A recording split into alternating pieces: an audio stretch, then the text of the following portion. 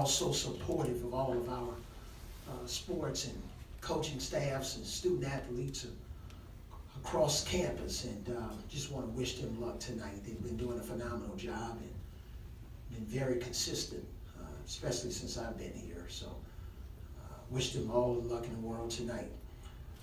Our team obviously had one of our better performances in our last game. I thought the second half versus Tennessee and how we felt, coming out of that game kind of gave us a lot of confidence going into our next practice. And guys worked hard and playing against another terrific Ole Miss team that's ranked. And we just came out and had the right mindset. Fortunately, they missed some shots. And we made some shots and had an outstanding first half. We were decent in the second half offensively, not great, but we made our free throws, which helped us. But overall, was pleased. You got to take the good with the bad and indifferent. And it's just now, can we build on it as we go on the road playing against a hot Baylor team in this SEC Big 12 Challenge. All right, thank you, Coach. We'll start with Alex here on the right.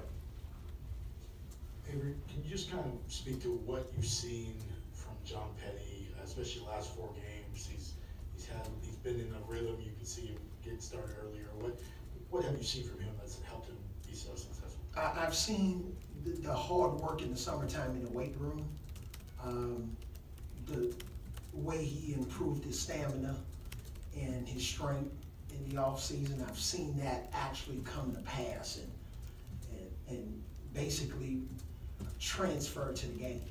And just even when things go bad, there are other things that he can do besides make a jump shot. He's posting up, he's driving the ball to the basket. On our defensive rating, normally sometimes he's one of our high guys, and as I'm looking at the rating, he only had 2 mistakes. So defensively, he's competing. He took a charge against Tennessee, he's trying to block shots, he's getting in there, sticking his nose in the rebound. He's doing a better job of containing the ball off the dribble. So I just think it's just a wide array of areas that he's improved, and we're going to need it. And he's just not going to be a one-dimensional jump shooter. Can you run up real quick? Any chance you'll share those defensive ratings with us? Well, no, it's the best rating of the year, and the numbers really look good, and it basically correlated with what I saw on film. So, but can we do it again? That's the big thing with our team, guys. How well we're going to practice today. Practice yesterday was at a high level, concentration, competitive spirit. So can we do it again? Real question here. When in the past we talked about Ren, we talked about Colin, guys that did kind of carry the load offensively. You said this year there are multiple guys, but how much does this team need somebody to maybe spark, like a John Petty, or somebody get going hot, get early, just kind of maybe take the weight off the shoulders of the rest of the team? How much is that kind of necessary? Well, we just built differently this year. Look at our bench. Our bench over the last, 5 games, averaging over 30 points a game. And it's just a different team, and Petty's part of that bench. And he doesn't have a problem with it. Everybody wants to start. But I told him, you come off the bench and play 20 to 30 minutes, and you want to start and play 12. So I think he likes coming off the bench and playing minutes and having a big role on our team. But again, we wanted to diversify kind of our offense and have an opportunity for Avery Johnson Jr. If it's his night against Missouri on the road, then get the job done. Or if it's John Petty's night against Tennessee and can help us, win that game and put us in position, do it. You don't necessarily need to have one guy to average 28 points a game. And we think the way we're doing it this year, if everybody can just be consistent, we'll be a harder team to defend. Jump over to the left side to Cecil. Coach, are you surprised at the success that Jared Butler's had at Baylor, and can you kind of explain that within what the student privacy will allow you? Yeah, I'm not surprised. We recruited the kid for a reason. He can shoot the ball from anywhere on the court. You can see, I think he's shooting about 41% in the Big 12. He's had some huge games for him. He handles the ball. He throws. His long passes up the court is like a quarterback.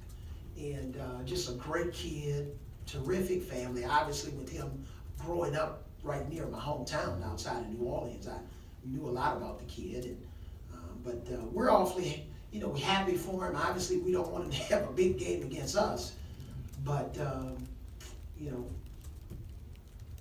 just happy for the kid. He's just a really good kid and a smart kid. Go to Tony on the right. You kind of touched on this earlier, but when you have a guy like Petty coming off the benches, does that actually help a scorer like that, getting to see the first few minutes, and is that something that you kind of want to stick with moving forward? It could. When you look at teams that have been successful, even last year with Villanova,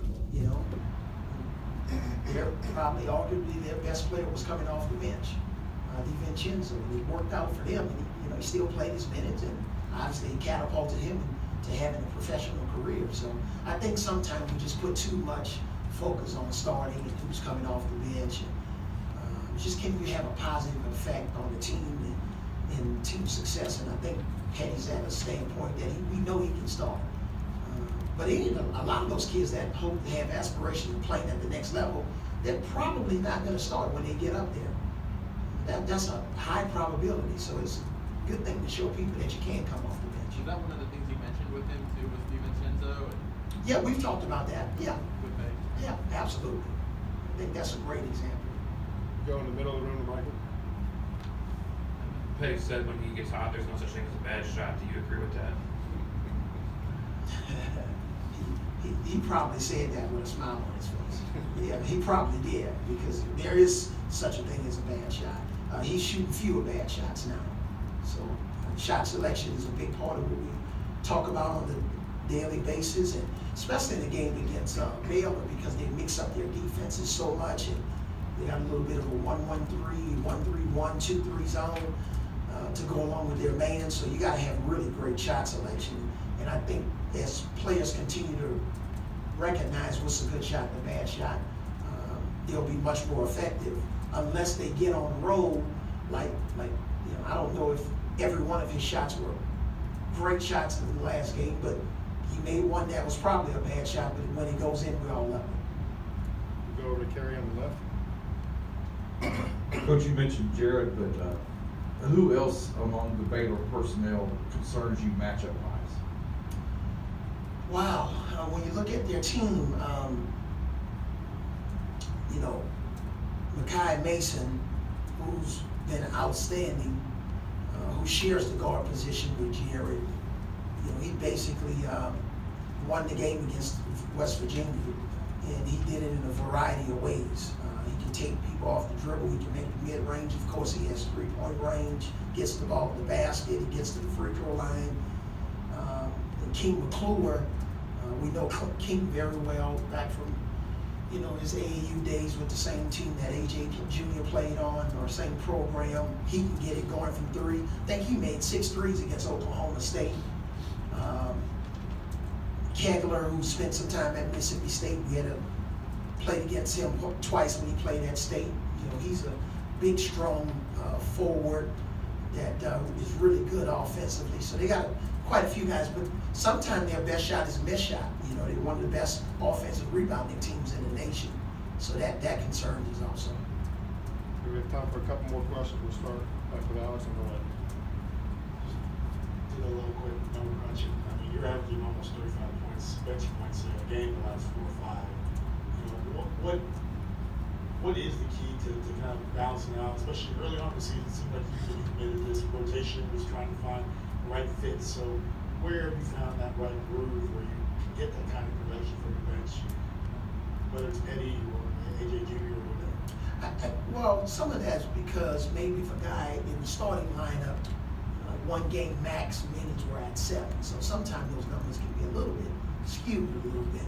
But I just think the key for us is trying to figure out who needs to be on the floor with what groups. We're not very successful when Kyra and Dante Hall's out of the game together, all right? And we found out sometime playing Herb Jones with that second unit helps us quite a bit on both ends of the floor because of his versatility. So we've had enough time and information to figure out what works well for our team. And I thought in our last game, especially with guys like Gale playing well, and Reese gave us some minutes, obviously Petty. AJ didn't score, but he did a nice job of running the team. We think we've had enough time to figure out kind of those groupings and what works well for us on a night in and night out basis when we're playing these games. Do you have any other questions for Coach? All right. Okay, thanks. Still waiting on that.